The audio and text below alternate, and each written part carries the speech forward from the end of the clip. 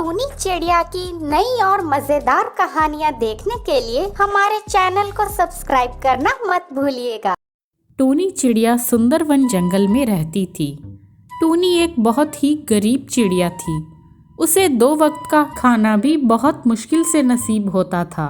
वह दूसरे पक्षियों के घर में काम करके अपना पेट भरती थी। एक दिन की बात है। आज तो मेरी तबीयत कुछ खराब लग रही है, लेकिन अगर मैं काम पर न गई तो कालू सेठ मेरी तनख्वाह काट लेंगे। और वैसे भी मेरे ऊपर कितना कर्ज है, तनख्वाह न मिली तो मुश्किल हो जाएगी। ऐसा सोचकर टूनी चिड़िया कालू के यहाँ काम करने निकल जाती है। अरे टूनी, तुमसे कितनी बार कहा है टाइम पर आया करो, लेकिन तुम हो कि सुनती ही नहीं। अब तो ये तुम्हारा रोज का काम हो गया है। कल से तुम्हें काम पर आने की कोई जरूरत नहीं। नहीं नहीं सेठ जी, आगे से ऐसा नहीं होगा। मुझे काम से मत निकालिए। टूनी बहुत विनती करती है, लेकिन कालू उसकी नहीं सुनता और उसे काम से निकाल देता है।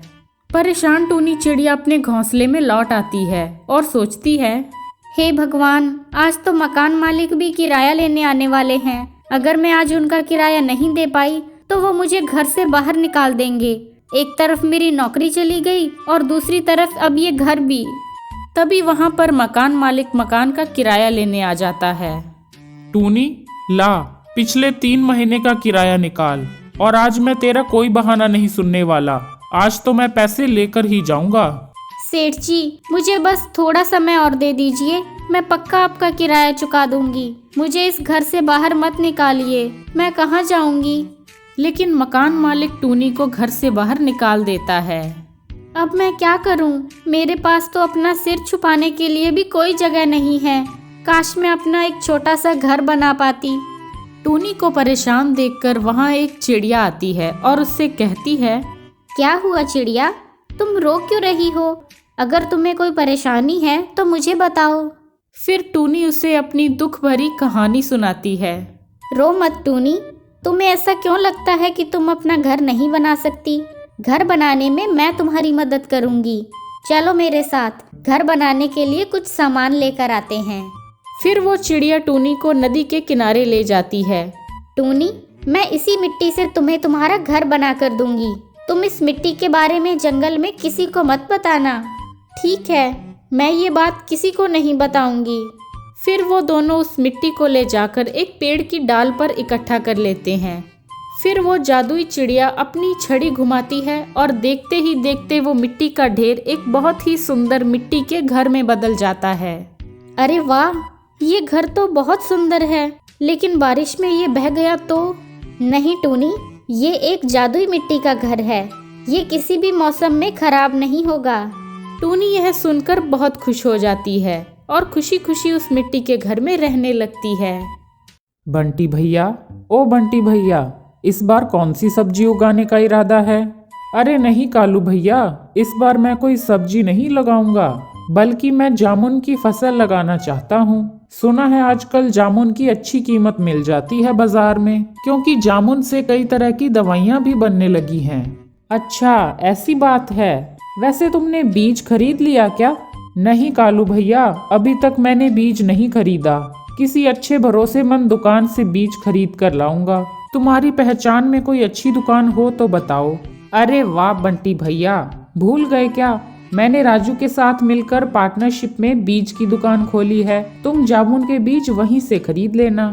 तो फिर ठीक है कालू भैया, कल आप अपनी दुकान से मेरे लिए जामुन के बीज ले आइएगा। अगले दिन कालू कौआ जामुन के बीज लेकर बंटी के घर जाता है। सुनिए जी, ये कालू भरोसे का नहीं है, उससे जामुन के बीज खरीदना ठीक नहीं है। किसी अच्छी दुकान पर जाकर खुद ही बीज लेकर आइए। अरे पगली, तू खामखा कालू पर शक करती है। कालू हमारा पड़ोसी है, वो हमसे धोखा नहीं करेगा। मैं इन बीजों को लेकर खेत में बोने जा रहा हूँ। शाम तक बंटी कबूतर अपने खेत में जामुन के बीज बो देता है। 1 हफ्ते बाद बंटी कबूतर अपनी पत्नी के साथ खेत पर जाता है। हम तो यहाँ जामुन के पौधे देखने आए थे, पर यहाँ तो एक भी पौधा नहीं है। मैं उस कालू कौवे को छोड़ूंगा नहीं, उसने मुझे खराब बीज दे दिए। मैंने तो आपसे पहले ही कहा था, पर आप तो मेरी बात सुनते ही नहीं हो। मुझसे बहुत बड़ी गलती हो गई टूनी। लेकिन अब मैं क्या करूं?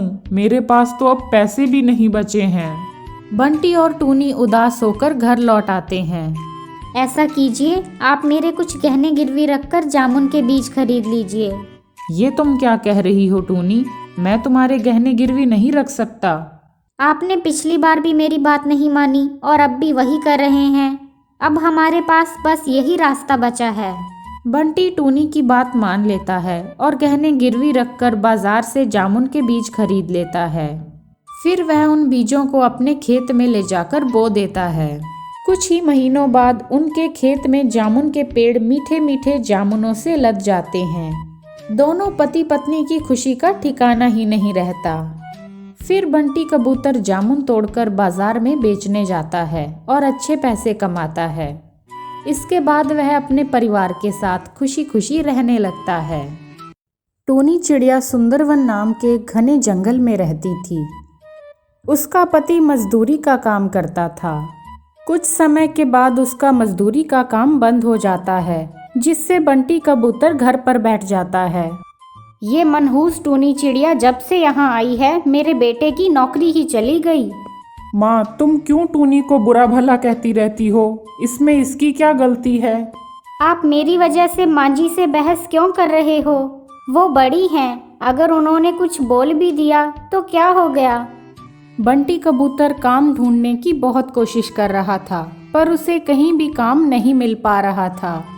टूनी चिड़िया की जेठानी मीनू चिड़िया टूनी से घर और खेत का सारा काम करवाती थी।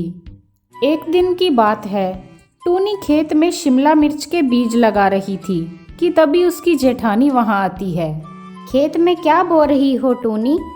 अरे दीदी, मैंने शिमला मिर्च के बीज लगाए हैं। घर में सबको शिमला मिर्च कितनी पसंद है, और वैसे भी बाजार में सब्जियां बहुत महंगी हो गई हैं। अगर फसल अच्छी हुई तो 2-4 पैसे भी घर में आएंगे। मीनू चिड़िया टूनी को बिल्कुल पसंद नहीं करती थी और उसके सारे काम बिगाड़ देती थी।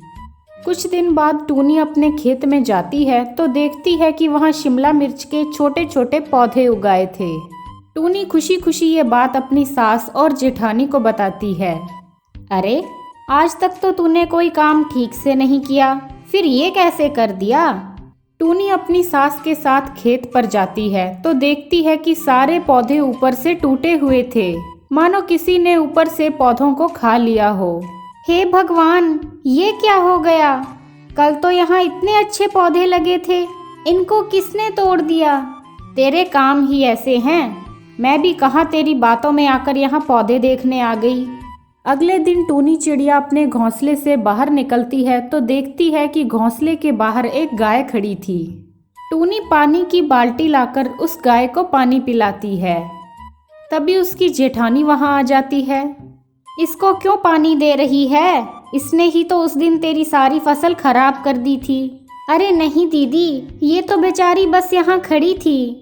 ये टूनी बाहर आवारा जानवरों को पानी पिला रही है, तभी तो ये जानवर यहाँ आकर सारी फसलों को खराब कर देते हैं। टूनी की सास टूनी को बहुत बुरा भला सुनाती है। इस गोबर को अभी के अभी साफ कर, समझी? टूनी चिड़िया एक टोकरी लाती है और उस गोबर को उठाकर टोकरी में डाल देती है। क्यों ना मैं इस गोबर को अपने खराब हुए पौधों में डाल दूं? ये भी तो खाद है और पौधों के लिए अच्छा भी है। टूनी चिड़िया उस गोबर को सारे पौधों के नीचे थोड़ा थोड़ा डाल देती है। कुछ दिनों के बाद वो पौधे बिल्कुल हरे भरे हो जाते हैं और उनमें बहुत सारे शिमला मिर्च भी लग जाते हैं। टूनी ये देखकर बहुत खुश होती है और ये बात अपने पति और सास को बताती है। लेकिन टूनी, शिमला मिर्च के पौधे तो खराब हो गए थे ना? हाँ, लेकिन मैंने उनमें गोबर की खाद डाल दी थी, शायद उसी से सब पौधे हरे हो गए हों। फिर वो दोनों मिलकर उन शिमला मिर्च को तोड़ लेते हैं और बंटी कबूतर उन्हें मंडी में बेच कर आता है, जिसके बदले उसे अच्छे पैसे मिलते हैं। बेटा, मुझे माफ़ कर दे, मैंने तुझे बहुत बुरा भला कहा। ये सब तेरी ही मेहनत का फल है बेटा। इसके बाद टूनी चिड़िया अपने परिवार के साथ खुशी खुशी रहने लगती है।